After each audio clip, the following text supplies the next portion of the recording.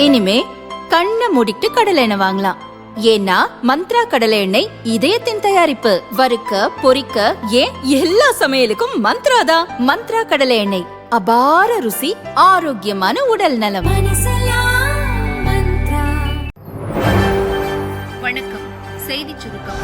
பணம் கொண்டு செல்ல சலுகை, அர்ச்சனா பட்நாயக் அறிவிப்பு. சட்டசபை தேர்தலையொட்டி பணம் அன்பளிப்புகள் வழங்குவதை தடுக்க தமிழகம் முழுவதும் பறக்கும் படை அதிகாரிகள் வாகன சோதனையில் ஈடுபட்டுள்ளனர். உரிய ஆவணங்கள், ஆதாரங்கள் இன்றி ரூபாய் 50,000ற்கு மேல் ரொக்கம் இருந்தால் பறிமுதல் செய்து கருவூலத்தில் ஒப்படைக்கின்றனர். இவ்வகையில் தினமும் பல கோடி மதிப்புள்ள நகைகள், பணத்தை அதிகாரிகள் பறிமுதல் செய்து வருகின்றனர். இந்நிலையில் சென்னையில் இன்று நடந்த நிகழ்ச்சியில் தமிழக சட்டசபை தேர்தல் கையேட்டை தமிழக தலைமை தேர்தல் அதிகாரி அர்ச்சனா பட்நாயக் வெளியிட்டார். அப்போது அவர் கூறுகையில், மருத்துவ செலவுகளுக்காக ரூபாய் 50,000ற்கும் மேல் பணம் எடுத்து செல்லலாம். ஆவணங்களை வாட்ஸ்அப்பில் காண்பித்தால் போதும் என கூறினார். பணம் எடுத்து செல்லும் வரம்பை ரூபாய் 50,000லிருந்து அதிகரிக்க கோரி கோரிக்கைகள் வந்திருக்கிறது. இதனை தேர்தல் கமிஷன் பார்வைக்கு நாங்கள் கொண்டு சென்றுள்ளோம். மக்களுக்கு தொந்தரவு அளிக்காத வகையில் பணத்தை பறிமுதல் செய்ய பறக்கும் படைக்கு அறிவுறுத்தியுள்ளோம் என அர்ச்சனா பட்நாயக் கூறினார். டாக்குமெண்ட்ஸ் பொறுத்த வரைக்கும் இப்போ it can be any document. அவங்க ஒருத்தருக்கு ஒரு பேமெண்ட்க்கு கொடுக்கறாங்கன்னா அந்த டீடைல்ஸ் இருக்கணும். இல்லைன்னா இது சில ரூரல் ஏரியாஸ்ல தான் இந்த இஷ்யூ இருக்கு. டாக்குமெண்ட் இல்லாம அவங்க ஏதோ ஒரு சந்தையில இருந்து வந்தாங்க அந்த மாதிரி. மற்றபடி எனி டாக்குமெண்ட், இப்போ ஹெல்த் ரீசனுக்காக எடுத்துட்டு போறாங்கன்னா யார் அட்மிட்டட் இருக்காங்க அந்த ஆதாரங்கள் வாட்ஸ்அப்ல கூட காட்டினதா போதும் சொல்லியிருக்கோம். நம்ம ஃபிளைங் ஸ்குவாட் எல்லாத்துக்கும் அதை பத்தி சென்சிடைஸ் பண்ணிருக்கோம். ஆனா இது இன்னொரு வேண்டுகோள் எல்லாத்துக்கு, நீங்க எல்லாம் நல்லா விழிப்புணர்வு கூட கொடுத்துருக்காங்க. அப்போ கூட அப்படி கேரி பண்றாங்கன்னா கொஞ்சம் இன்னும் கொஞ்சம் நீங்க அவேர்னஸ் கிரியேட் பண்ணலாம். அது பொறுத்த வரைக்கும் மத்திய அரசு என்ன செய்கிறது? மக்கள் கேட்கும் ஒரே கேள்வி. மேற்காசியாவில் நடந்து வரும் போரால் உலக அளவில் நெருக்கடியான சூழல் ஏற்பட்டுள்ளது. இந்த சூழல் நீண்ட காலத்துக்கு நீடிக்கலாம். எனவே கோவிட்-19 பரவலின் போது இந்தியா எப்படி ஒன்றுபட்டு நின்றதோ அதுபோலவே இப்போதும் ஒற்றுமையாகவும் இருக்க வேண்டும். எதிர்வரும் பிரச்சினைகளை மக்கள் பொறுமையுடன் சந்திக்க தயாராக வேண்டும் என பிரதமர் மோடி பார்லிமெண்டில் பேசினார். பிரதமர் மோடியின் பேச்சு மக்களை பீதி கொள்ள வைத்துள்ளதாக முதல்வர் ஸ்டாலின் கூறினார். இது தொடர்பாக அவர் வெளியிட்ட அறிக்கையில் கூறியிருப்பதாவது: கோவிட் காலத்தைப் போல என பிரதமர் பேசியதால் ஏற்கனவே எரிவாயு தட்டுப்பாட்டால் தவிக்கும் மக்கள் மேலும் பீதிக்கு உள்ளாகியுள்ளனர். பெரும்பாலான உணவகங்கள் மூடப்பட்டு தொழிலாளர்கள் வேலை இழக்கும் நிலை ஏற்பட்டுள்ளது. தீவிர நடவடிக்கைகள் மூலம் இவற்றுக்கு தீர்வு காண வேண்டிய மத்திய பாஜக அரசு இதிலிருந்து செய்திகளை திசை திருப்புவதற்காகவே தொகுதி மறுவரையறை ஸ்கிரிப்டை தற்பொழுது கையில் எடுத்துள்ளது. பாஜக ஜாடிக்கு ஏற்ற மூடியாக மக்கள் பிரச்சனையை மறந்தும் பேச மாட்டோம் என தங்களுக்கு தாங்களே வாய்ப்போட்டு போட்டுக்கொள்ள அதிமுகவோ மாநில அரசு என்ன செய்கிறது என கேட்கிறார்கள். சிலிண்டர் வழங்குவதும் வெளியுறவு கொள்கையும் மாநில அரசின் கையிலாயிருக்கிறது. மாநில அரசு தன்னால் இயன்ற அத்தனை நடவடிக்கைகளையும் மேற்கொண்டுள்ளது. இத்தனைக்கும் பொறுப்பான மத்திய பாஜக அரசு என்ன செய்கிறது என்பதே மக்கள் முன்வைக்கும் கேள்வி என ஸ்டாலின் கூறியுள்ளார். அன்புமணிக்கு கோர்ட் புது உத்தரவு. அதிர்ச்சியில் பாமக தொண்டர்கள். மாம்பழம் முடங்குமா? ராமதாஸ் புதிய கட்சி.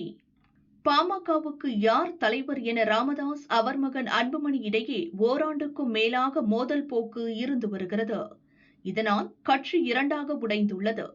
அன்புமணிக்குதான் கட்சி சொந்தம், அவருக்குதான் மாம்பழம் சின்னம் என தலைமை தேர்தல் ஆணையம் கூறியது. மாம்பழம் சின்னத்தை அன்புமணிக்கு தேர்தல் ஆணையம் ஒதுக்கியதற்கான அறிவிப்பை ரத்து செய்ய கோரி சென்னை ஐகோர்ட்டில் ராமதாஸ் வழக்கு தொடர்ந்தார். அந்த மனுவை ஐகோர்ட் தள்ளுபடி செய்த நிலையில் சுப்ரீம் கோர்ட்டில் ராமதாஸ் மேல்முறையீடு செய்தார். மேல்முறையீட்டு மனுவை தலைமை நீதிபதி சூரியகாந்த் தலைமையிலான அமர்வு விசாரித்தது. பாமக யாருக்கு சொந்தம் என்ற முடிவை சென்னை உரிமையியல் நீதிமன்றம் முடிவு செய்யும் வரை மாம்பழம் சின்னத்தை முடக்கி வைக்க வேண்டும் என ராமதாஸ் தரப்பு வழக்கறிஞர் வாதிட்டார். தேர்தல் கமிஷனிடம் உள்ள ஆவணங்களின்படி அன்புமணிதான் தலைவர், அந்த அடிப்படையில் எங்களுக்கு தான் மாம்பழம் சின்னம் என தேர்தல் ஆணையம் முடிவு செய்துள்ளது. எனவே ராமதாஸ் மனுவை தள்ளுபடி செய்ய வேண்டும் என அன்புமணி தரப்பு வழக்கறிஞர் வாதிட்டார். இருதரப்பு வாதங்களை கேட்ட சுப்ரீம் கோர்ட் மாம்பழம் சின்னம் தொடர்பாக ராமதாஸ் தரப்பு சிவில் நீதிமன்றத்தில் புதிய மனு தாக்கல் செய்யலாம் என உத்தரவிட்டது. அந்த மனுவை விசாரித்து அடுத்த 3 நாட்களுக்குள் இறுதி முடிவை உரிமையியல் நீதிமன்றம் எடுக்க வேண்டும் எனவும் சுப்ரீம் கோர்ட் உத்தரவிட்டு வழக்கை முடித்து வைத்தது. இந்நிலையில் சுப்ரீம் கோர்ட் உத்தரவுப்படி சென்னை உரிமையியல் நீதிமன்றத்தில் ராமதாஸ் தரப்பில் மனு தாக்கல் செய்யப்பட்டது. பாமக யாருக்கு சொந்தம் என்ற வழக்கு உரிமையியல் நீதிமன்றத்தில் நிலுவையில் உள்ளது. அந்த வழக்கில் முடிவு தெரியும் வரை மாம்பழம் சின்னத்தை முடக்கி வைக்க வேண்டும் என புதிய மனுவில் ராமதாஸ் கோரிக்கை விடுத்திருந்தார். அந்த மனு இன்று நீதிபதி தர்மபிரபு முன்னிலையில் விசாரணைக்கு வந்தது. மனுவை விசாரித்த நீதிபதி மாம்பழம் சின்னத்தை முடக்கி வைக்க கோரும் வழக்கில் நாளைக்குள் அன்புமணி பதில் மனுவை தாக்கல் செய்ய வேண்டும் என உத்தரவிட்டார். நாளைய தினம் ராமதாஸ் மற்றும் அன்புமணி தரப்பு வழக்கறிஞர்கள் தங்கள் வாதங்களை முன்வைக்கலாம் எனவும் நீதிபதி தர்மபிரபு கூறினார். இந்த வழக்கால் மாம்பழம் சின்னம் முடக்கி வைக்கப்படுமா என்ற பரபரப்பு பாமக தொண்டர்கள் மத்தியில் ஏற்பட்டுள்ளது. அன்புமணி தலைமையிலான பாமக அதிமுகவுடன் கூட்டணி சேர்ந்துள்ளது. ராமதாஸ் தலைமையிலான கட்சி சசிகலாவின் புரட்சித் தலைவர் மக்கள் முன்னேற்ற கழகத்துடன் கூட்டணி சேர்ந்துள்ளது. இந்நிலையில் ராமதாஸ் தலைமையிலான அணி ஐயா பாசறை மக்கள் கட்சி என்ற கட்சியை துவங்க முடிவு செய்துள்ளது. சுருக்கமாக சொல்வதென்றால் ஐயா பாமகவை தேர்தல் ஆணையத்தில் பதிவு செய்ய ராமதாஸ் சார்பில் விண்ணப்பிக்கப்பட்டுள்ளது. மாம்பழம் சின்னம் முடக்கப்பட்டால் தேர்தலில் போட்டியிட ஏதுவாக புதிய கட்சியை ராமதாஸ் பதிவு செய்துள்ளதாக தகவல்கள் வெளியாகியுள்ளது. இது அன்புமணி தலைமையிலான பாமக நிர்வாகிகளையும் தொண்டர்களையும் கடும் அதிர்ச்சியில் ஆழ்த்தியுள்ளது. ஜெயராஜ் மகள் வைக்கும் ஒற்றை கோரிக்கை. போலீசாரால் துன்புறுத்தி கொலை செய்யப்பட்ட ஜெயராஜ் பெனிக்ஸ் கொலை வழக்கில் மதுரை ஐகோர்ட் குற்றம் சாட்டப்பட்ட 9 பேரும் குற்றவாளிகள் என தீர்ப்பு அளித்தது. தண்டனை விவரங்கள் 30ஆம் தேதி அறிவிக்கப்படும் என தெரிவித்துள்ளது.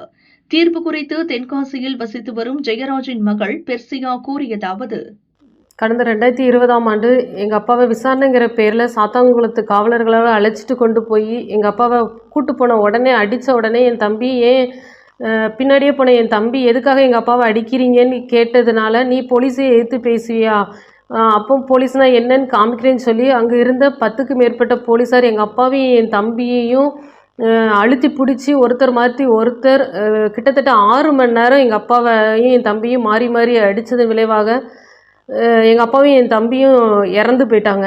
நாங்கள் இதுக்காக கிட்டத்தட்ட 5.25 வருடங்கள் நாங்கள் இதுக்காக நீதிமன்றத்தில் நாங்கள் நாடிட்டு இருந்தோம். நீதிமன்றத்தை எங்களுக்கான நீதி வழங்குவாங்கன்னு சொல்லி நம்பிட்டு இருந்தோம். அந்த நீதிமன்றம் எங்களுக்கு நேற்று நாங்கள் சொன்ன குற்றச்சாட்டுகள் எல்லாம் போலீஸார் இவ்வளவு தூரம் அவங்கள காயப்படுத்தி தான் மரணம் விளைவிச்சதுங்கிறத நீதிபதி அவங்க வாயால் நேற்று அவங்க நிரூபணமாயிருக்கு. அவங்க வாயால் சொன்னாங்க, அது நிரூபணமாயிருக்கு. 30ஆம் தேதி இந்த குற்றவாளிகளுக்கான தண்டனை விவரம் சொல்வேன்னு சொல்லியிருக்காங்க.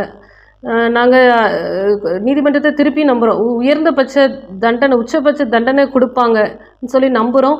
அதே போல் இனி ஒரு இதே போல் குற்ற செயல் அதிகாரத்தை தவறுதலாக பயன்படுத்த மாட்டாங்க, அதுக்கேற்பப்பட்ட தீர்ப்பாக இருக்கும், வழங்குவாங்கன்னு சொல்லி நாங்கள் நீதிமன்றத்தை நம்பி இருக்கிறோம்.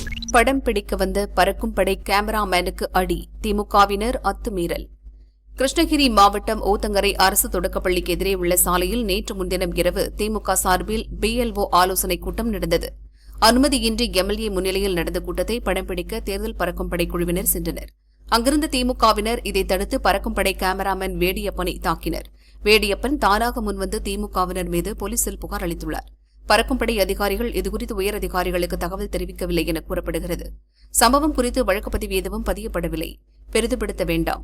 வேடியப்பனுக்கு தனியாக ஒரு கான்ஸ்டபிளை பாதுகாப்புக்கு நியமிப்பதாக அவரிடம் சமரச முயற்சியில் ஈடுபட்டுள்ளனர் என கூறப்படுகிறது. தங்கம் இன்று மீண்டும் உயர்வு. ரூபாய் 1,10,000 நெருங்குகிறது. மேற்காசிய நாடுகளில் நடக்கும் போரால் சர்வதேச பொருளாதாரத்தில் நிலையற்ற தன்மை நிலவுகிறது. இதனால் நம் நாட்டில் தங்கம் விலை தொடர்ந்து சரிந்து வந்தது. நேற்று முன்தினம் காலை தங்கம் விலை சவரனுக்கு 5,360 ரூபாய் குறைந்தது.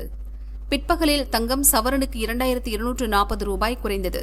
நேற்று முன்தினம் மாலை ஈரானுக்கு எதிரான போரை நிறுத்துவதாக ட்ரம்ப் அறிவித்ததும் ஆபரண தங்கம் சவரனுக்கு 5,360 ரூபாய் அதிகரித்து ஒரு சவரன் 1,06,720 ரூபாய்க்கு விற்பனையானது. ஆனால் அமெரிக்கா பொய் சொல்கிறது. போர் தொடரும் என ஈரான் அறிவித்ததால் நேற்று ஆபரண தங்கத்தின் விலை சவரனுக்கு 2720 ரூபாய் குறைந்து ஒரு சவரன் 1,04,000 ரூபாய்க்கு விற்பனையானது. ஆனால் மாலை மீண்டும் தங்கம் விலை சவரனுக்கு 2000 ரூபாய் உயர்ந்து 1,06,000 ரூபாய்க்கு விற்பனையானது.